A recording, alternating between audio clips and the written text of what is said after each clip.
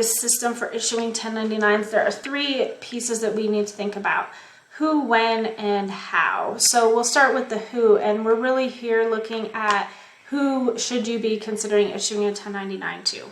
So there are 3 or 4 pieces that you need to go through, sort of like a flow chart, to decide. The first is the payment to the vendor for a service. If it is for a service, then yes, they need a 1099. No, if it isn't, no 1099s for goods. How did you pay them is the next question to ask. So if you paid by check or cash, they need a 1099. If you paid by credit card or PayPal or debit card, they do not need a 1099 because the bank will issue what's called a 1099K, basically on your behalf. The next question is, did you pay them over $600? So if you paid under $600, do not need a 1099. If it was over $600, yes, you need to consider issuing a 1099. The next piece is, did you pay a law firm? So all law firms, if you pay them over $600 by check or cash, get a 1099.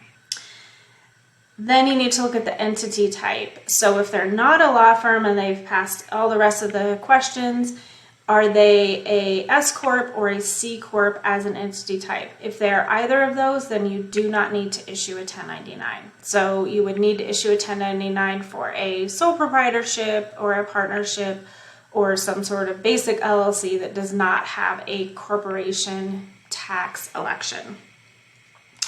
So going through all those questions, then you're going to get to, if you answer yes, you're going to need to issue a 1099. So that's, first of all, who gets the 1099s. Then your system needs to include when you're going to issue and how you're going to do that. So 1099s have to be sent out by January 31st for the prior year's payments, and you need to be ready to do that. So as soon as your books are closed on January, in January for the prior year, you need to be ready to issue the 1099s. That's a big deal. It's important that those books get closed quickly. So you want to make sure you have the total that you paid them for the year on that 1099. So the last piece is how are you going to do this? So the form that you send to your vendors requesting their information is called a W-9. And the best practice for getting W-9s from vendors is to request or require a W-9 before you issue payment. So that puts you in the position of getting the W-9. A lot of vendors drag their feet on getting those to you. It's just really not a priority for them.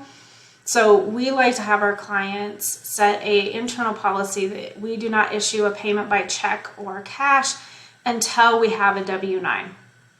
Then you have something you're holding them to because they want to get paid, so they're going to get you the W-9.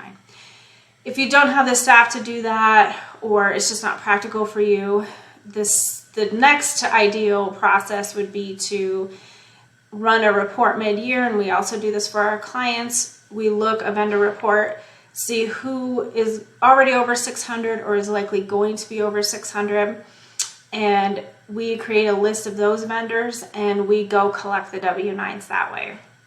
So then we've got those mid-year, we've at least tackled sort of the first half of them, and then when we get to January, it's a lot less. So then we run the list again in January after we've closed the books and collect those final W-9s.